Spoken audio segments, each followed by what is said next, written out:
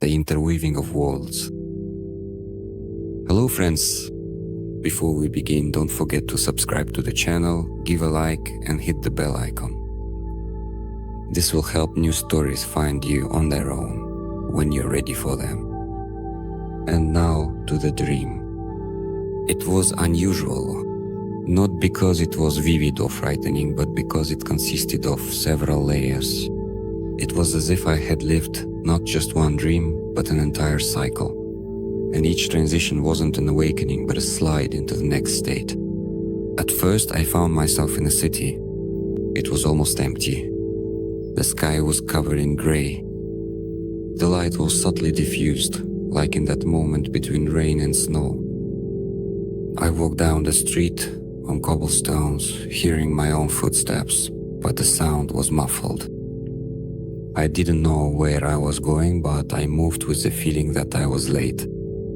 On the corner, I saw a coffee shop walled, almost unnoticeable. I went inside. Inside, it smelled of cinnamon and coffee. It was warm and cozy. Behind the counter stood an elderly barista with a face that seemed familiar to me, though I couldn't remember from where. He poured me a cup and said, "You'll make it if you don't rush." I wanted to ask him again, but didn't have time. A sip of coffee turned out to be stronger. It was bitter, hot, but with an unexpected hint of something floral. When I put down the cup, I was no longer in the cafe. I was standing at a metro station. Only the metro wasn't ordinary. It was out in the open, as if the tracks ran through a snow-covered forest. The people on the platform were strange, dressed from different eras in a coat from the 50s, another in a neon jumpsuit, and someone else in ancient sandals. But no one looked at each other. Everyone was waiting. The train arrived without a sound. I got on. Inside, there was a soft light, velvet seats, and mirrored windows. I sat down, and the train started moving. Scenes flashed by outside the window. Not streets, but memories. Mine. My childhood room. The school stairwell. A bench in the park, where I was supposed to be once, but never showed up. I watched and felt how the train was moving not forward, but through. When it stopped, I stepped out into a corridor, but not inside the building, rather in some kind of tunnel. The walls were made of mist, but beneath my feet were stone slabs. I walked and felt the air changing. At first it was dense, then damp, and finally it became light, like the morning breeze.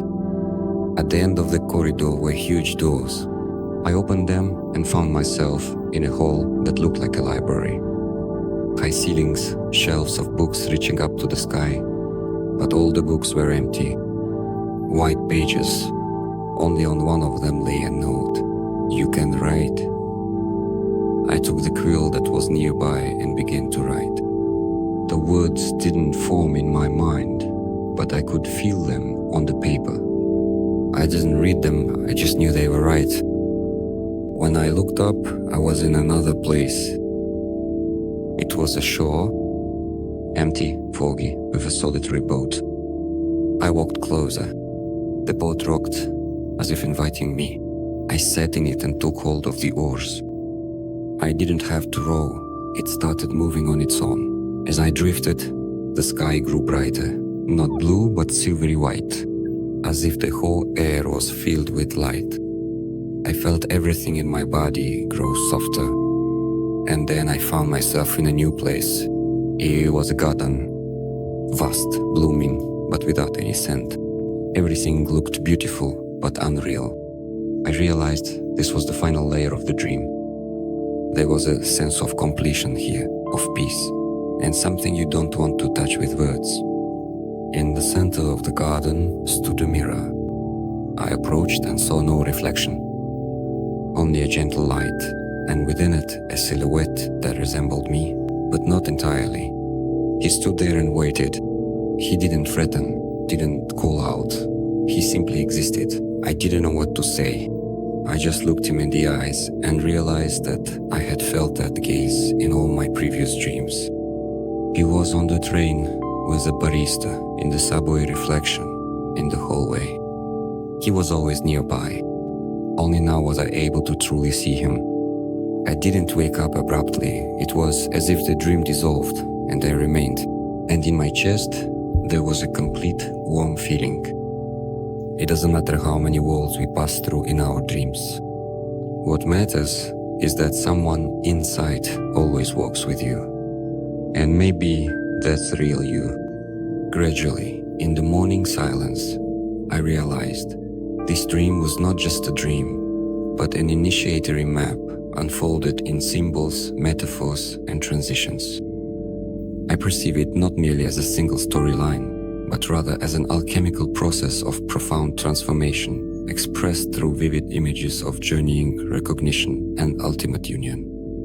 When I process it internally, I feel that I have traveled not along the plot of the dream, but along my own inner structure, embedded deeper than words and images.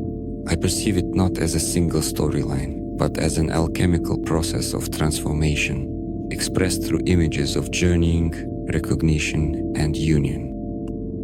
What do I see? First, the city grey, muted, as if frozen on the edge of time. This is the entry point, the threshold of ordinary consciousness. In it I feel as if I am in a filter between daytime reality and the world of symbols. And the cafe is like the first funnel. It calls me inside. There I am met by the figure of the barista and archetypal gatekeeper. He says a paradoxical phrase: "You'll make it if you don't rush." This is the key to the entire dream. Here, time is governed by inner movement, not by outward haste. A sip of coffee, and I glide further.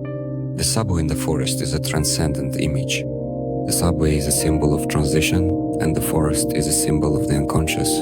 They are connected, as if I am descending not underground, but deeper into myself, through the nature of time. And all the passengers are figures from different eras. These are images of the multiplicity of myself, spread across lives, memories, archetypes.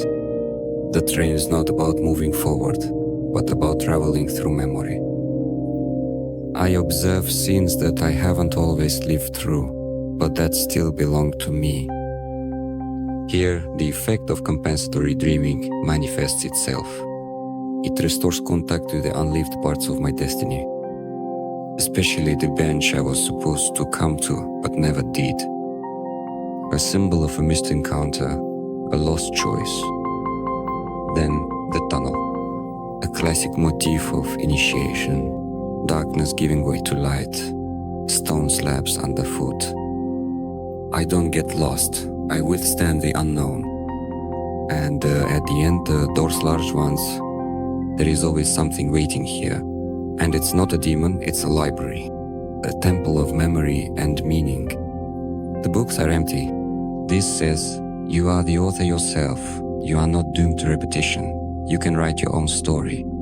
This is not just an idea. It is an invitation to personal responsibility for meaning. And when I write, not knowing the words but knowing they are true, that is the act of connecting with the self, with the deep eye that does not think but knows. Next, the boat. The classic image of the psychopomp is the ferryman who carries souls across the boundary between worlds. I am not rowing. The boat moves on its own. This means everything is done. All that remains is to allow it, and I find myself in the garden. This is already the end of the journey, the golden layer of the dream. The images are clear, but not material. There is no smell here, because this is not a sensory, but a purely spiritual level. And in the center there is a mirror, but it holds no reflection, only light and a silhouette. That is me, but different. The one who watched over me in all my dreams, but remained in the shadows. The true I, not the ego, not a role, not a trauma, but the one who simply exists. I realize this is the me that never changes. The me who walked with me through everything and remained silent because he had no need to speak. His task is to be present, to wait until I see. And now I have seen, Such a dream is a rare occurrence. It does not require analysis by schemes, it lives through you. It gives you a taste, a rhythm, an awareness without any rigidity. And what I take from it is not phrases or symbols, but a deep trust in the process of life. Because if someone within me can pass through such spaces, it means I am no longer alone. Even within myself, if this captivating journey through the intricate landscapes of dreams resonated deeply with you, please take a moment to like this video, subscribe to our channel, and share your unique insights in the comment section below. We are particularly interested to hear whether you've personally experienced similar chain dreams, those fascinating sequences where one element transforms seamlessly into another, yet you remarkably remain yourself throughout the entire evolving narrative.